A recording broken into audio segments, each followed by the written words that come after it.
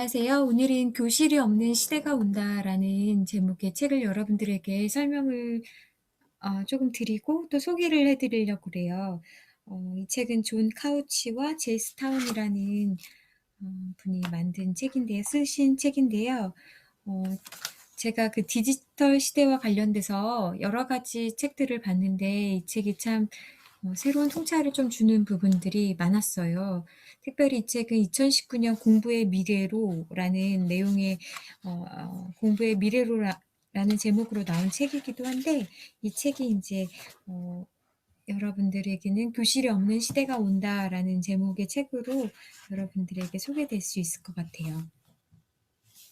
어 특별히 저는 인제 학습과 신앙에 관련돼서 학생들이랑 이야기를 할 때 공동체가 서로에게 굉장히 큰 영향을 미치고 있다 라는 부분을 학생들이랑 이야기를 하면서 사실은 저희 때는 암기 위주였잖아요. 암기 위주고 경쟁해야 됐고 시험 점수가 높아야지 칭찬받았던 세대인데 요즘 세대는요.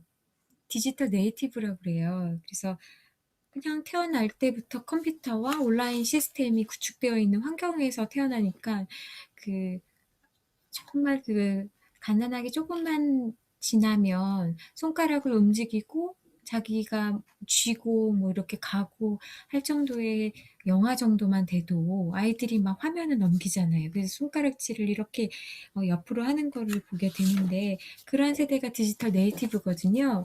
근데 그 디지털 네이티브의 특징들이 있어요. 그들은 참여하기를 좋아한다. 그리고 어울리기를 좋아한다. 그리고 공유하고 자기 삶과 관련되어 있는 것들을 계속해서 만들어내려는 욕구.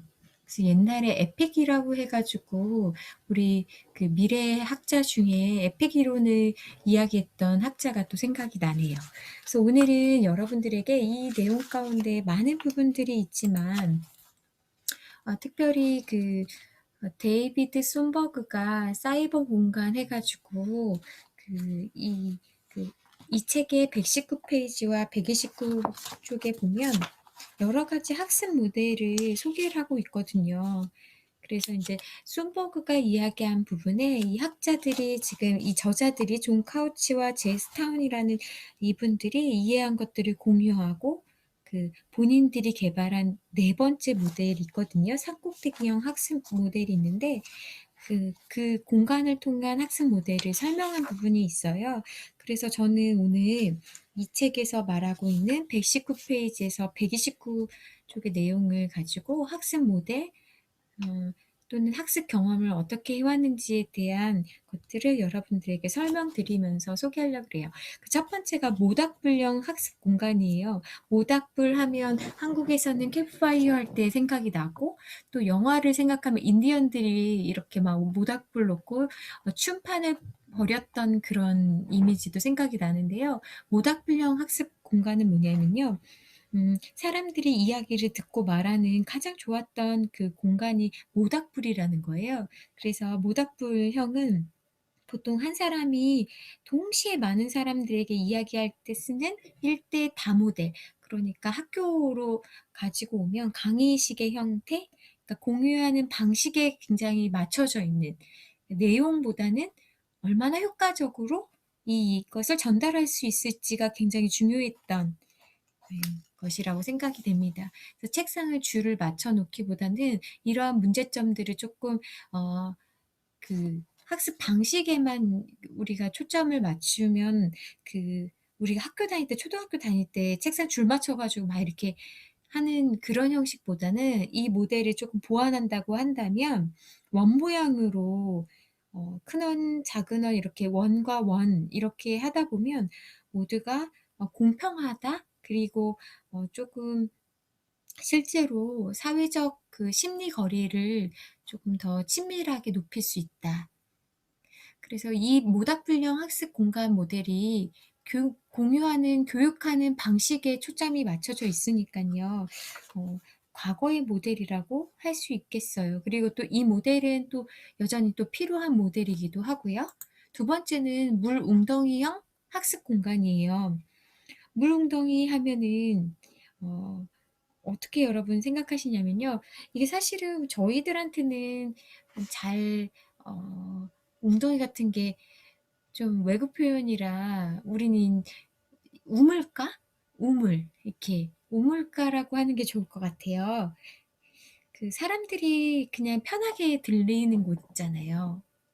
예를 들면 어 그 휴게실 또는 복사기 주변. 참 신기하게요.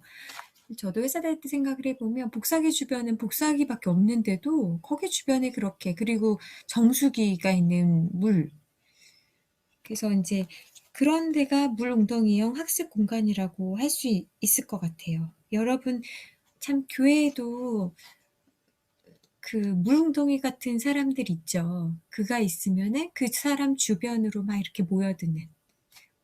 네. 그래서 학교에서는 점심시간이 그렇고 도서관에서는 로비가 그렇다. 그래서 교회 같은 곳에서는 인제 미국 교회에서는 아침에 뭐 모닝 커피가 준비되어 있거나 도넛을 주고 막 그러는 것이 그런 이렇게 이야기할 수 있는 공간? 인 것 같아요. 그래서 그 아까 그 학습 모닥불이 형이 한 사람이 다수의 사람들을 상대로 한다고 한다면 이 물웅덩이 학습 공간은 개인 대 개인으로 서로가 친밀해지고 정보를 공유하고 그런 공간. 그래서 예배가 끝난 다음에도 집에 안 가고 막 두세 명이 이렇게 모여 있잖아요. 그런 게 이 물웅덩이형 학습 공간이라고 생각이 됩니다. 이런 공간이 쪼금 많이 있어야겠죠. 편한 곳. 이렇게 그냥 이렇게 머무를 수 있는 곳. 그래서 이런 생각도 해볼 수 있을 것 같아요. 포토존 같은 데 예쁘게 잘 만들어 놓으면 사람들이 그냥 와 가지고 막 사진 찍고 그렇게 가잖아요. 그런 공간? 예. 그래서 과거에는 우리 교회들이 서점이나 또는 카페 이런 또는 유치원 뭐 이런 여러 가지 형태들을 한 것이 물웅덩이형 학습 공간을 위한 그런 모델이었다라고도 또 생각이 됩니다. 세 번째는 동굴형 학습 공간이에요. 동굴형 학습 공간은 뭐냐면요. 그 우리 옛날에 막 그런 이야기 하잖아요. "남자들은 힘들 때 동굴로 들어간다." 그러니까 학습 공간을 동굴로 비유한 건데요. 이 공간에서는요. 그 자기가 혼자 시간 보내고 좀 정리하고 좀 검토하고 그런 되새겨 보는 이런 시간이 필요한 장소가 동굴형이라는 거예요. 그래서 다른 사람들이랑 막 만나고 1대 다수든 아니면 1대 1 이든 뭐 그런 시간도 필요하지만 이런 동굴형 공간이 필요하다.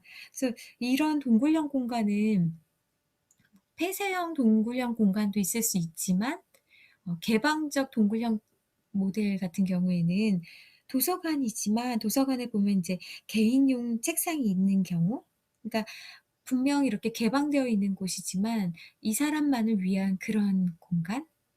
그래서 교회로 하면은 열린 공간이지만 기도실, 개인 기도실 같은 공간이 또 이런 공간이 아닌가 싶어요.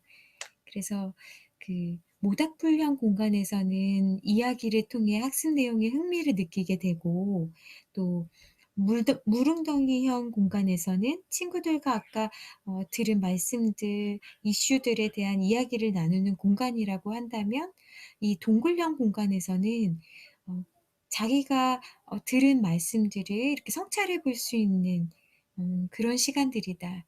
그래서 이 세 가지 유형이 참 우리에게 필요하고요. 이러한 것들이 교회 곳곳에 있어야 된다라고 생각을 합니다. 마지막 모델은 산 꼭대기형 학습 공간이에요. 손버그의 학습 공간 유형의 이 저자가 이 모델을 만든 건데요. 이 산꼭대기형 공간은 학습에 생기를 불어오른다는 거예요. 왜 생기를 불어오느냐? 직접 해 보기 때문에 그런 거죠. 그래서 '어떤 것이 왜 필요하냐?'라고 생각해 보는 거에 그치지 않고 실제로 해 보면서 하는 거. 존 듀이도 생각이 나네요. 그래서 이때는 경험을 하기 때문에 경험을 하고 하는 것에 대한 피드백이 되게 중요한 거죠. 그러니까 내가 해 보고 말을 하는 것이 굉장히 중요한 것 같아요. 저도 학생들이랑 이야기를 하면 제가 오랫동안 지금까지도 사역을 하고 있기 때문에 그러니까 학생들이 더 귀 기울여 주는 것 같아요. 왜냐하면 해 봤던 사람의 그 경험은 무시될 수만은 없거든요. 그래서 사역을 하면서 사역을 할 때만 배울 수 있는 게 있고 또 학습 현장에 있을 때 그 현장에서 주는 것들이 있기 때문에 그래서 이 산꼭대기형 학습 공간에서는 경험을 하는 거 그리고 그 경험을 통한 피드백이 뭐 실수 또는 성공일 수도 있는데 그러한 것들에 대해서 그것을 오히려 소중한 것으로 여기는 곳. 근데 교회라는 곳이 만약에 산꼭대기형 학습 공간이라고 한다면 그런 피드백을 받는 것을 주저하지 않고 교회에 왔다가 같이 또 삶으로 다시 돌아가서 각자 또 각자만이 할 수 있는 그 산을 오르고 다시 교회로 와서 그 피드백을 존중해 주고 또 인정해 주고 그래서 달리 말하면 이 산꼭대기형 공간은 메이커 공간이 되어야 한다. 메이커 스페이스는 뭐냐면 도전 정신을 발휘할 수 있는 기회. 그러니까 어 여기서 배운 것들을 다시 이렇게 내려가서 또는 올라가서 내려가고 올라가면서 진짜 그 한번 삶으로 살아내는 거. 그래서 이런 공간들을 조합하면 우리가 교회 교육 또는 교회의 어떤 그 학습 공간을 설계할 때 도움을 여러분들에게 또 저 자신에게도 함께 줄 수 있지 않을까라는 생각을 하게 되었습니다. 예, 감사합니다.